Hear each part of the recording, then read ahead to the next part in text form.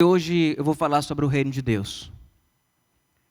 O reino de Deus é uma das principais mensagens de Jesus. O principal conteúdo da mensagem de Jesus é o reino de Deus. Ele começa falando do reino, ele está no meio falando do reino, ele termina falando do reino. E é colocado em Apocalipse como o Rei dos Reis, Senhor dos Senhores.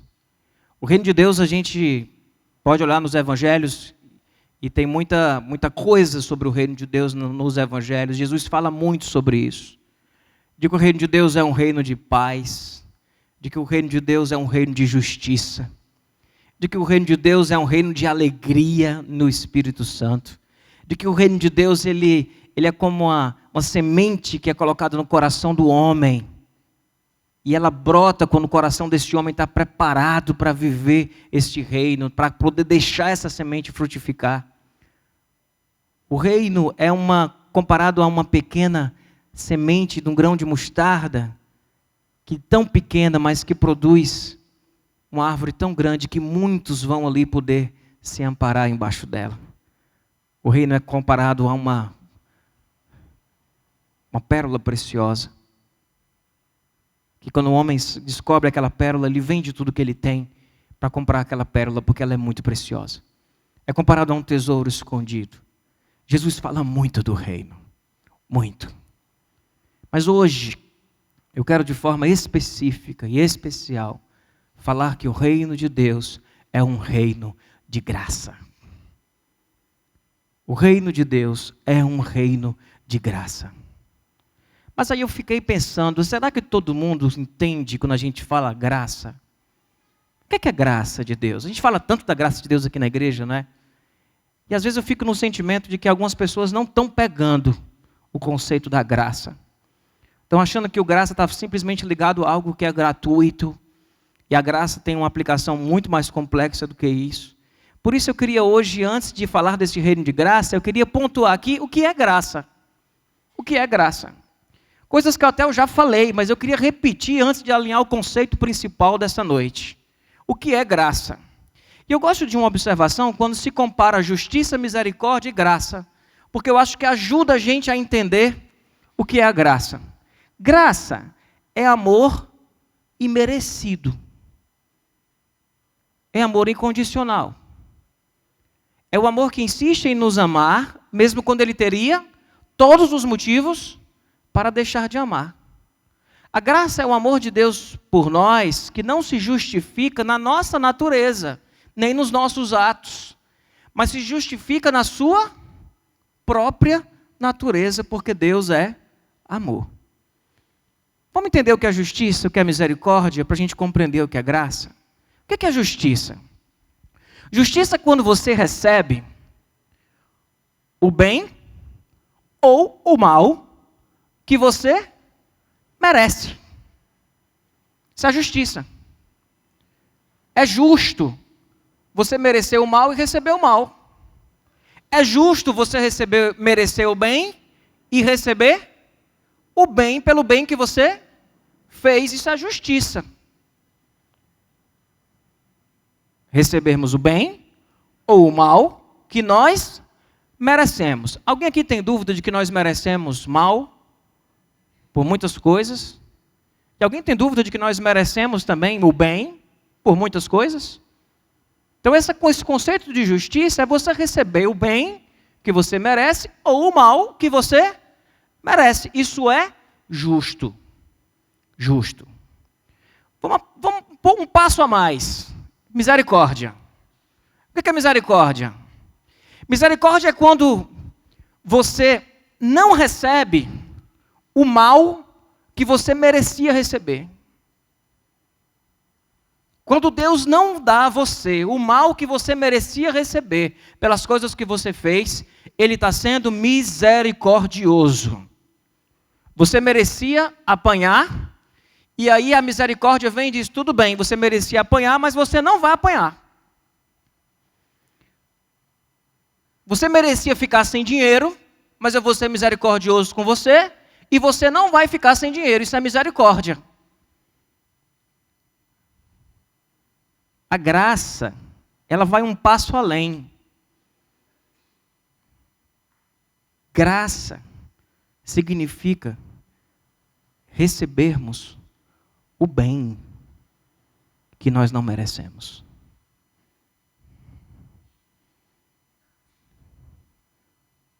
Você merecia apanhar, e você não vai apanhar, misericórdia. Você merecia apanhar, mas eu vou ajudar você. Isso é graça. É mais que misericórdia. Nosso Deus é um Deus misericordioso, nosso Deus também é um Deus justo, nosso Deus é um Deus de graça. Porque Ele nos dá coisas boas que nós não merecemos. Isso é graça de Deus sobre as nossas vidas.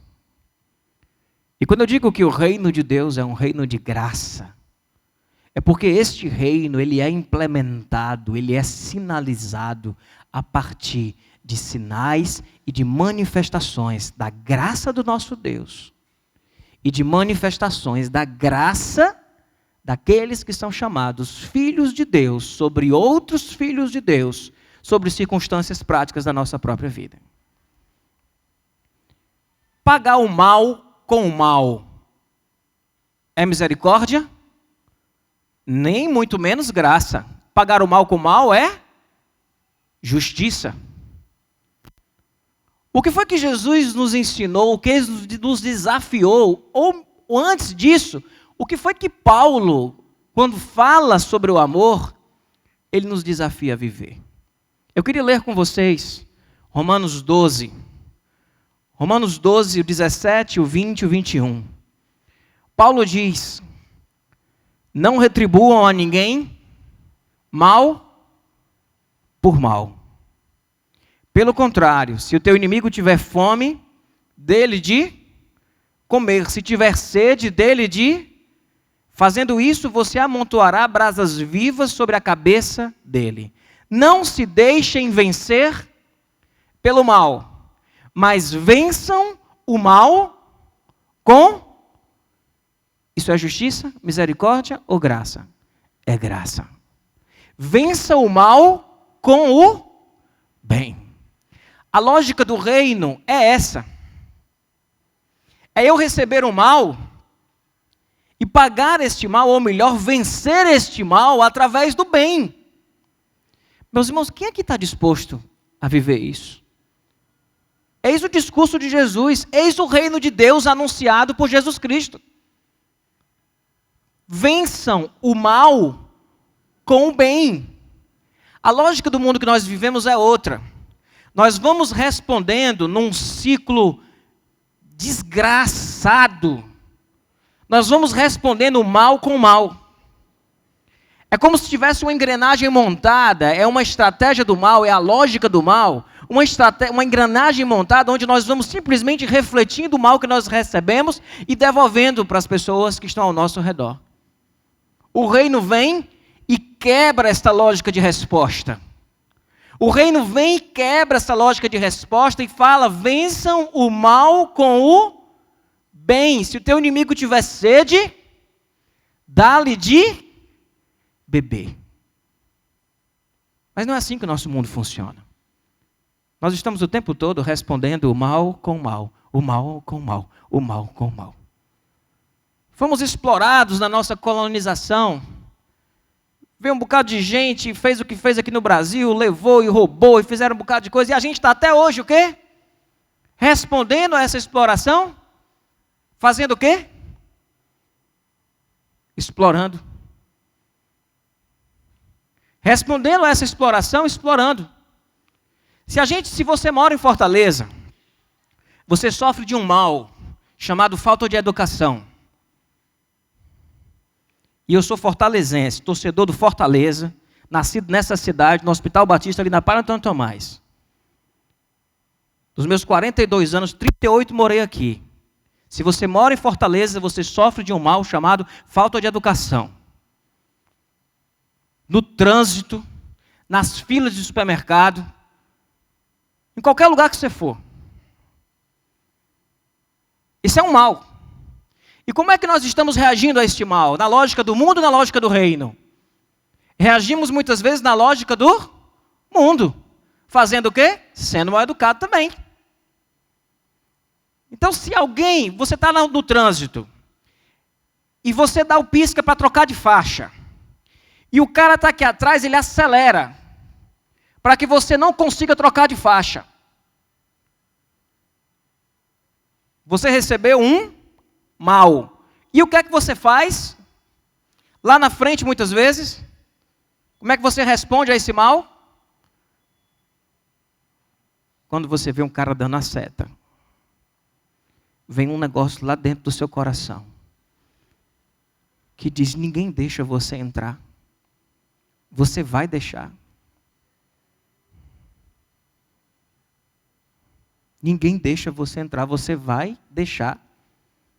Lá na Rússia teve uma passeata lá, e passaram lá milhões, milhares de pessoas, e quando terminou, os lixeiros estavam sem saber o que fazer, porque não tinha lixo no chão. E a gente que é cearense, vai responder a isso dizendo o quê? Ah, mas se eu recolher o lixo, eu vou perder o emprego, o lixeiro vai perder o emprego. Porque a gente é gaiato e a gente vai tirando brincadeira e vai driblando as coisas. Ninguém recolhe o lixo, eu vou recolher? Não, eu vou perpetuar o mal. Eu vou perpetuar a falta de educação. O bullying. O que é o bullying? Se não a lógica do que eu recebi, fizeram comigo e eu vou fazer com os outros. Já é constatado já que as pessoas que fazem bullying, muitas delas sofreram bullying.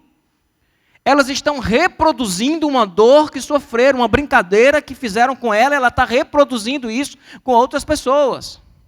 Muitas das crianças e adolescentes que fazem bullying sofreram bullying. Isso não é regra, mas há uma constatação clara disso. O que dizer das nossas relações familiares? Nós estamos pagando mal com mal. Porque eu tive um desafeto do meu pai ou da minha mãe. Eu não aprendi a me relacionar de uma forma afetiva, clara, objetiva, pedindo perdão, abraçando, beijando, reconhecendo falhas, perdoando. Não foi, a minha história não é essa.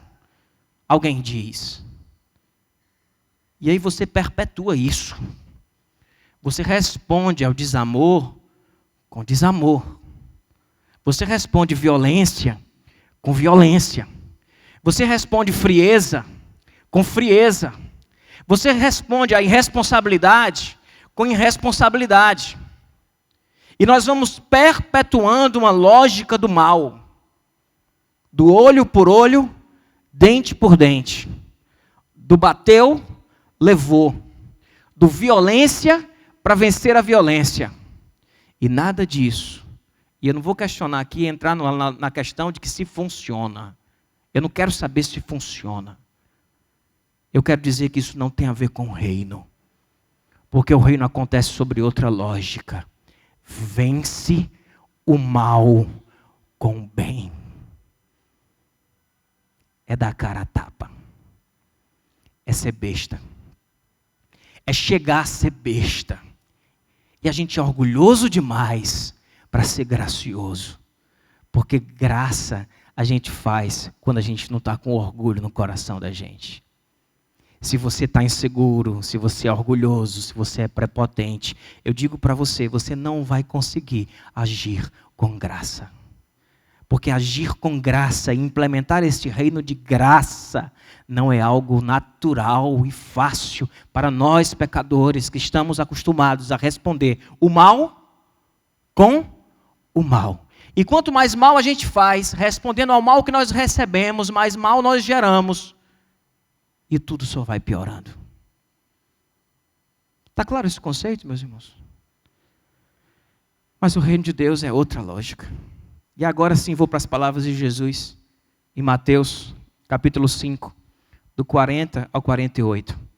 Olha o que Jesus diz aos seus discípulos, falando sobre o reino no Sermão do Monte, falando sobre a lógica do reino. Eu imagino as pessoas ouvindo isso aqui e não acho que foi fácil para eles ouvir isso aqui. Porque essa lógica do mal pelo mal não é uma lógica do Ceará, não é uma lógica do Brasil, do Nordeste, não é uma lógica simplesmente do mundo contemporâneo, do século XXI, não. Essa lógica é uma lógica do coração humano. E quando Jesus vem anunciando isso, eu imagino que ele deve ter sido questionado, que alguns discípulos devem ter chegado depois e dito: Jesus, mas a gente vai fazer isso, Jesus? Que loucura! Mas o amor é louco. A graça não faz sentido a um coração humano, à razão humana, porque ela contraria os nossos instintos de sobrevivência, de autopreservação. É fácil, todo mundo gosta da graça, quando ela é a graça de Deus derramada sobre você. Mas quando você é desafiado a viver derramando graça na vida das pessoas, aí o negócio começa a ficar complicado, porque é fácil entender que Deus me perdoa, que eu posso ser quem eu sou, que Deus me ama do jeito que eu sou, que Deus vai me transformar de acordo com a graça dEle, com o Espírito dEle. Isso é fácil. Difícil é você ouvir uma palavra como a de Jesus que eu vou ler agora, olhando para você e mandando você dar outra face, mandando você orar pelo seu inimigo. Essa graça, a gente quer essa graça, a gente não quer essa graça. A gente quer essa. Mas o reino de Deus é um reino que será implementado a partir de servos, discípulos de Jesus, que estejam dispostos a viver, não apenas anunciando graça, mas derramando graça sobre a vida de outras pessoas. Amém? Vamos ler o texto, porque ele é difícil. Ele é difícil de ler, de interpretar, é bem facinho. Nem vou interpretar, basta ler. Jesus disse: se alguém quiser processá-lo e tirar-lhe a túnica, deixe que leve também a capa. Se alguém o forçar a caminhar com ele uma milha, vá com ele 2. Dê a quem lhe pede. Tão objetivo. Não fique questionando se merece, se não merece, se é vagabundo, se não é, se vai usar pedra, se não vai, se vai gastar com cachaça. Dê ao que lhe pede. E não volte as costas àquele que deseja pedir-lhe algo emprestado. Vocês ouviram o que foi dito: ame o seu próximo e odeie o seu inimigo. Mas eu lhes digo: amem os seus inimigos e orem por aqueles que os perseguem, para que vocês venham a ser filhos de seu Pai que está no céu, porque o Pai é assim. Porque Ele faz raiar o seu sol sobre os maus e os bons, e derrama chuva sobre os justos e injustos. Se vocês amarem aqueles que os amam, que recompensa receberão? Isso não é cristão. Até os publicanos fazem isso. E se vocês saudarem apenas os seus irmãos, o que estão fazendo demais? Até os pagãos fazem isso. E muitas vezes bem melhor do que a gente. Portanto, sejam perfeitos, como é perfeito. Como perfeito é o Pai celestial de vocês. Ele é nossa referência. Ele é nossa referência. Sejam perfeitos, como é perfeito o Pai celestial de vocês. Que conceito de perfeição é essa? Jesus está falando de misericórdia o tempo todo. Se vocês são filhos de Deus, ajam como o Pai de vocês. Ele é assim, Ele faz descer o sol sobre os justos e injustos. Sejam perfeitos como é perfeito o vosso Pai que está nos céus. E sabe como que Lucas coloca esse versículo 48? Lucas coloca em versículo Lucas 6,36. Sejam misericordiosos, assim como o Pai de vocês é misericordioso. Percebe, meus irmãos? Vocês percebem que tipo de santidade e de perfeição Jesus está inaugurando? É de orar pelo inimigo. É de andar a segunda milha. É de fazer coisas que nossos instintos de autopreservação, instinto de sobrevivência, não permite às vezes a gente fazer. É derramar graça. Derramar graça. Você pode perguntar: pastor, Isso não dá para mim, não. Eu não consigo agir assim, não. Eu digo a você, meu irmão, que ninguém consegue agir assim. A não ser se for respondendo a esta graça que foi derramada. Você precisa primeiro receber esta graça para que esse mecanismo de destruição do mal e de perpetuação do mal se desarme e você tenha condição, pela graça derramada sobre sua vida, de responder com graça a outras pessoas. Isso que Jesus está propondo não se consegue pelo caminho da regra e da religião e da religiosidade. Quem não é alvo desta graça não entende isso e não consegue agir desta forma. Você precisa primeiro ser alcançado por esta graça, para poder conseguir, a partir desta graça e deste Espírito de Deus que habita em nós, conseguir reagir a partir desta graça recebida. Nós amamos a Deus porque Ele nos amou primeiro. Parafraseando esse versículo, nós derramamos graça sobre outras pessoas, porque esta graça primeiramente foi derramada sobre nós. Simples assim. Simples assim. Lembra daquela música que a gente usou no Lua de Mel? Amar é simples. Mas não há nada de simples. Ou até é simples, mas as coisas simples são as coisas às vezes mais difíceis de nós fazermos. O que vai acontecer na tua vida se você sair daqui decidido a não responder o mal com o mal, mas a, como Paulo diz, vencer o mal dentro da tua casa com o bem?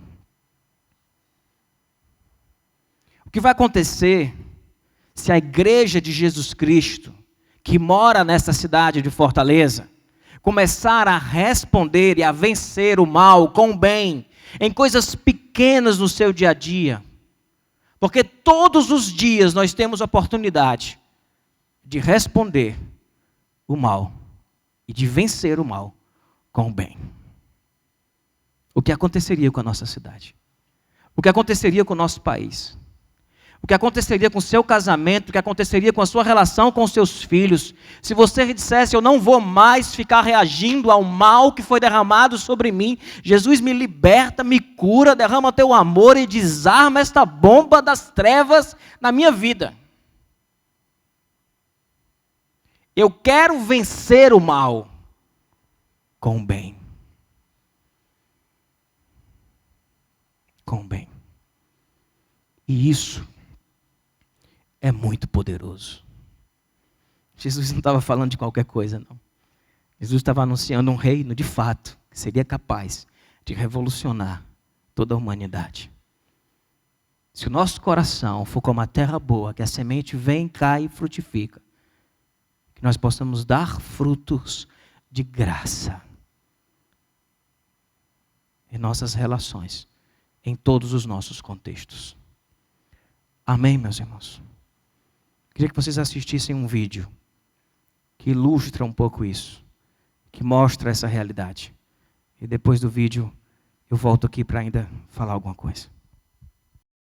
After every beating, he would tell me, it hurt me more than it hurt you. Eu não tenho dúvida de que Agnes não era uma louca. Ela simplesmente, eu não tenho dúvida disso, ela é uma seguidora, é um discípulo de Jesus Cristo. Isso é ser cristão. É vencer o mal com o bem. Quem está disposto a viver esse cristianismo e perceber o reino de Deus ser implementado dentro da nossa casa, na nossa cidade, nas nossas relações? Esse homem está quebrado, arrependido. A graça fez na vida dele o que a cadeia nunca faria. Gerou profundo arrependimento, metanoia, transformação. Não foi falado para ele de um amor, ele viu o que é o amor. Ele vinha simplesmente reagindo a toda a dor que ele sofreu. Ele vinha escravo desse mecanismo do mal. Mas alguém resolveu vencer o mal com o bem e quebrou esse ciclo. Aquelas lágrimas que correm, é o que Paulo diz, que quando você fizer isso, você amontoará brasas vivas sobre a cabeça da pessoa. Porque isso era naquela cultura um sinal claro de arrependimento. Não foi a cadeia que fez ele se arrepender, não foi ele estar preso com prisão perpétua, mas foi o amor e a graça que Agnes, mãe e avó das vítimas dele, foi aquela cadeia derramar sobre a vida dele. Meus irmãos, isso é humano? Talvez seja humano naquilo que o humano mais belo representa, mas eu não tenho dúvida de que isso é divino. E essa foi a graça que Deus derramou sobre todos nós. Amém? Baixe tua cabeça, eu queria que você orasse agora.